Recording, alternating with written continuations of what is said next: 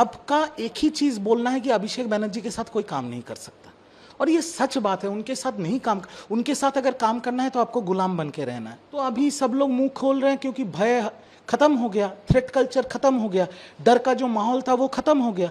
आने वाले दिन में ये सांसद एनडीए के समर्थन में देश के हित में काम करेंगे, और यही तो ठीक है। जो हो रहा है मैं तो बोलूंगा ठीक हो रहा है। देखिए, ये तो सबको पता था ये होने वाला है।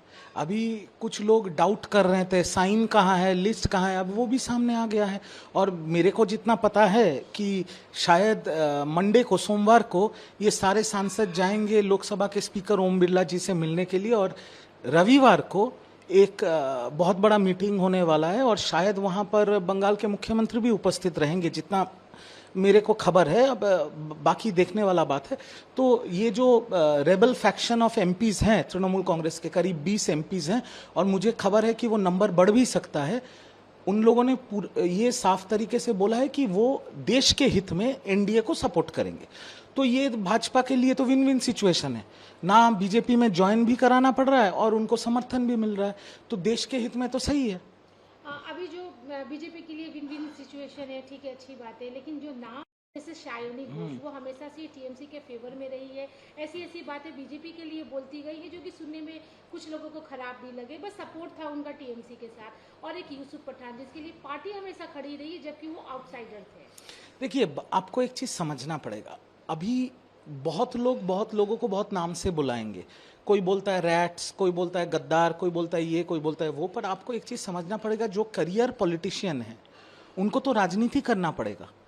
और देश का इतिहास अगर आप देखेंगे, या भाजपा के भी कुछ राज्य के मुख्यमंत्री देखेंगे, तो वो किसी और पार्टी में थे, अभी किसी और पार्टी से मुख्यमंत्री बने हैं। जैसे मेरे जो मुख्यमंत्री हैं, वो उन्होंने तो मेरे से ज्यादा तृणमूल कांग्रेस किया है, पर उनको तो अभिषेक बनर्जी ने भगाया था पार्टी से। वो बीजेपी का हाथ पकड़ा उन्होंने विपक्ष के नेता बन के काम किया, और आज वो बंगाल के मुख्यमंत्री हैं और आज बहुत अच्छा काम कर रहे हैं। तो करियर पॉलिटिशियंस जो भी हैं, उनको पॉलिटिक्स करना है, उनको राजनीति करना है। अब रहा शायोनी घोष का बात, आपने पूछा मेरे से, कल उनका एक वीडियो सामने आया एयरपोर्ट में, तो वो सफ़ेद साड़ी भी मुझे नहीं दिखी, सफ़ेद हवाई चप्पल भी मुझे नहीं देखा। मुझे तो पहले देख के लगा कि कोरोना का फोटो है, वो ऐसे मास्क वास्क पहन के, सर्वर छुपा के। तो बात यह है कि कुछ दिनों पहले जब तृणमूल कांग्रेस ने अपने सारे पोस्ट्स डिसॉल्व कर दिए थे, उसके बाद भी जब घोषणा किया था नए तरीके से तृणमूल कांग्रेस ने, तब भी शायोनी घोष जी यूथ प्रेसिडेंट थे बंगाल के।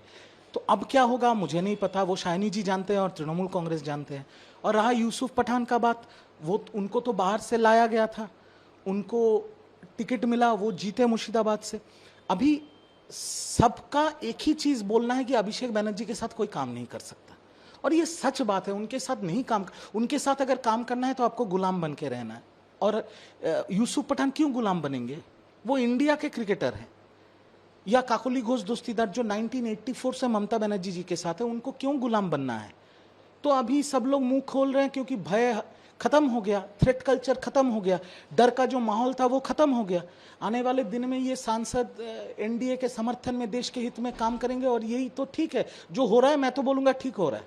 आपने एक अच्छी बात बोली कि हाल ही में जो वर्किंग कमेटी, माला रॉय भी साइनिंग लिस्ट में है। तो कुछ दिन क्या, 1-2 दिन पहले की ही बात है, एक वर्किंग कमेटी बनती है, उसमें आपको एक पोस्ट दिया जाता है, जबकि आपको ये पता है कि आपको जाना किधर है। आप उस मीटिंग में थे कि नहीं थे, ये बात की बात है, लेकिन आपको पता है आपको जाना कहाँ है, उसके बाद भी आपको पोस्ट मिलता है। इसका मतलब पार्टी से कोऑर्डिनेशन तो था ही नहीं आपका। नहीं, पार्टी का तो कभी भी किसी से कोऑर्डिनेशन नहीं रहा है। और ये बात तो रिजू दत्ता ने पहले बोला था, और रिजू दत्ता को सबने गालियां दी थी, बट आज तो वही बात सारे सांसद और सारे विधायक बोल रहे हैं कि पार्टी ने कभी भी किसी से कुछ पूछा नहीं है, एक तरफा था। It was a one way street, कि हम जो बोल देंगे वही होने वाला है। आप एक चीज सोचिए, ये शायोनी घोष का बात जब आप उठा रहे हैं, यूथ प्रेसिडेंट पार्टी के शुभेंदु अधिकारी थे जब हमने पार्टी ज्वाइन किया था, पार्टी करना स्टार्ट किया था। शुभेंदु अधिकारी को हटा के अभिषेक बनर्जी को कर दिया गया था, चलिए वो भी ठीक है।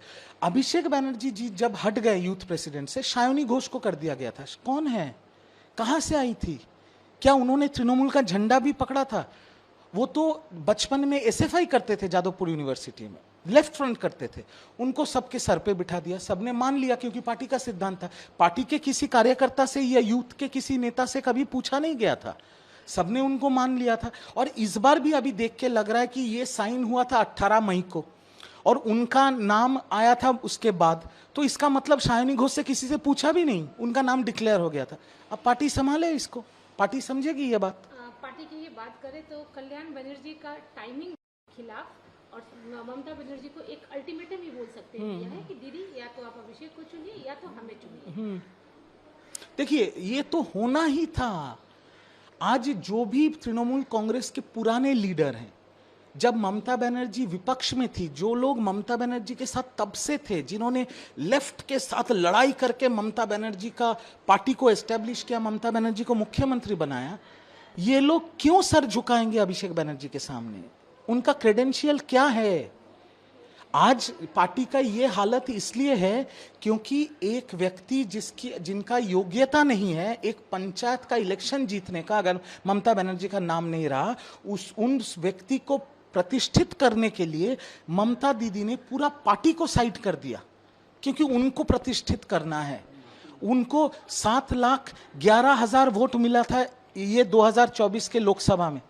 आज मैं गारंटी देके बोल रहा हूं, अगर अभिषेक बनर्जी जी डायमंड हार्बर से कंटेस्ट करेंगे, 7,000 वोट नहीं मिलेगा उनको। तो ये तो माहौल है। डायमंड हार्बर मॉडल के जो अभिषेक बनर्जी के जो स्तंभ थे, वो उनको तो अभी पुलिस हाफ पैंट में घुमा रही है रोड पे, ये पुष्पा लोगों को। तो माहौल ये है, डर था, डर का माहौल था पूरे पश्चिम बंगाल में। जो भ्रष्टाचार करेगा, जो पैसा उठाएगा, जो लोगों को मारेगा, जो लोगों को काटेगा, उनको सर पे बिठाया जाएगा। और जो लोग पार्टी करेगा, पार्टी के लिए अपना समय देगा, अपना जान दांव पे रख के पार्टी करेगा, उनको कभी मौका नहीं मिलेगा। आज वो खुल के सामने आ रहा है। और कल्याण जी ने तो अपना मुंह खोल दिया है, अल्टीमेटम दे दिया कि या तो हमें चुनो या अभिषेक बनर्जी के चुनो। मैं आपको ये भी बोल रहा हूं, जो ममता बनर्जी के ओल्ड गार्ड्स हैं, जो आज भी बंगाल में ममता बनर्जी के साथ खड़े हैं, वो भी आने वाले दिन में यही बोलने वाले। ये जो पुराने कुछ एमपीज भी बोलेंगे, क्या वजह है कि उन्होंने साइन नहीं किया? क्योंकि उन्हें भी पता है कि पार्टी के भीतर चल क्या रहा है। देखिए, कुछ लोग साइन नहीं कर रहे हैं क्योंकि उनकी मजबूरी है।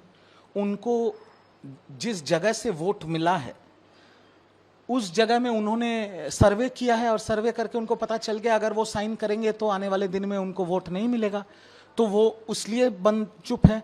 और कुछ लोग इसलिए साइन नहीं कर रहे हैं क्योंकि उनके लिए बीजेपी का दरवाजा बंद है। मैं सीधी खुला ये बात कर रहा हूं, तो इसीलिए वो लोग अभी भी साइन नहीं कर रहे हैं। बट मुद्दे की बात यह है कि अभी तृणमूल कांग्रेस साइन बोर्ड बन गई है और तृणमूल कांग्रेस ममता बनर्जी और ममता बनर्जी ही तृणमूल कांग्रेस है, इसमें कोई दोहरा नहीं है। ममता बनर्जी को अगर कोई राइट ऑफ कर देगा तो ये बचपना होगा। You can not write off a leader like Mamata Banerjee.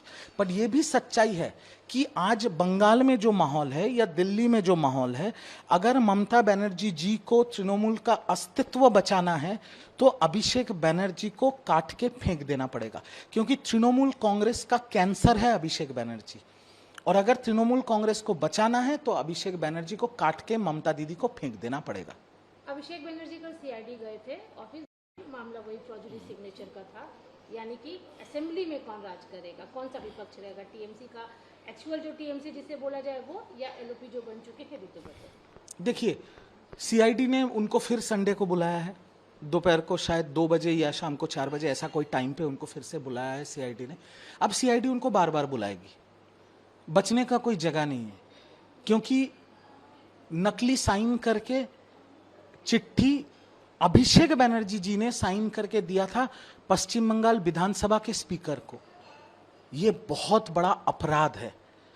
अभी हाई कोर्ट का रक्षा कवच है उनके पास, तो जब तक रक्षा कवच रहेगा उनको 100 बार बुलाया जाएगा, वो 100 बार जाएंगे, इंटरोगेशन फेस करेंगे, घर आ जाएंगे। जिस दिन रक्षा कवच उठ जाएगा उस दिन खेला खत्म हो जाएगा। क्योंकि आप देखिए, सिर्फ उनके ऊपर ना बहुत से मामले उनके सर के ऊपर झूल रहा है। अभी गौ तस्करी में उनका नाम है, कोयला तस्करी में उनका नाम है, बालू तस्करी में उनका नाम है, टीचर्स रिक्रूटमेंट स्कैम में उनका नाम है, फर्जी साइन, विधायकों के फर्जी साइन मामले में सीआईडी के केस में उनका नाम है, अवैध निर्माण करने के लिए उनके घर के ऊपर कोलकाता म्यूनिसिपल कॉरपोरेशन का केस चल रहा है। कहाँ तक भागोगे? कितने केसेस से भागोगे? आज नहीं तो कल तृणमूल कांग्रेस के युवराज को चक्की पीसना पड़ेगा, ये तय है। देखिए, दिल्ली में जहां पर तृणमूल कांग्रेस का ऑफिशियल पार्टी ऑफिस था, 20 राजेंद्र प्रसाद रोड, वो हमारे सांसद पार्थो भौमिक का बंगलो था। अब पार्थो भौमिक खुद ही साइन करके चले गए हैं रेबेल कैंप में, इसलिए दीदी का, पार्टी का सारे पोस्टर्स वहां से हटा दिया गया और वहां पर ताला लग गया। तो वो हेडक्वार्टर भी गया और तृणमूल का यहाँ पर जो टेम्पोररी हेडक्वार्टर था मेट्रोपॉलिटन में, जिसको हम लोग तृणमूल भवन कहते थे, वो भी लीज पे था मॉडर्न डेकोरेटर के पास से। अब मॉडर्न डेकोरेटर ने भी चारू मार्केट पुलिस स्टेशन में, मैंने सुना है, कंप्लेन भी किया है और वो अभी लीगल स्टेप्स ले रहे हैं। कानूनी तौर पे वो अपना जगह वापस मांग रहे हैं, क्योंकि जो लीज था वो खत्म हो गया। बाकी तृणमूल कांग्रेस सत्ता में थी, इसलिए जोर जबरदस्ती उसको दखल करके रखी थी। तो पार्टी का ऐसा हालत हो गया कि सिर्फ सांसद विधायक छोड़ के नहीं जा रहे, पार्टी के सारे हेडक्वार्टर्स भी बंद हो गए, ऑफिस भी बंद हो गए। अभी लगता है सिर्फ एक ही जगह बचा है, वो जो दीदी का घर 30B हरीश चटर्जी स्ट्रीट, ये छोड़ के तो और कहीं जगह नहीं मिलेगा तृणमूल का ऑफिस करने का। बस यही हालत है तृणमूल कांग्रेस का।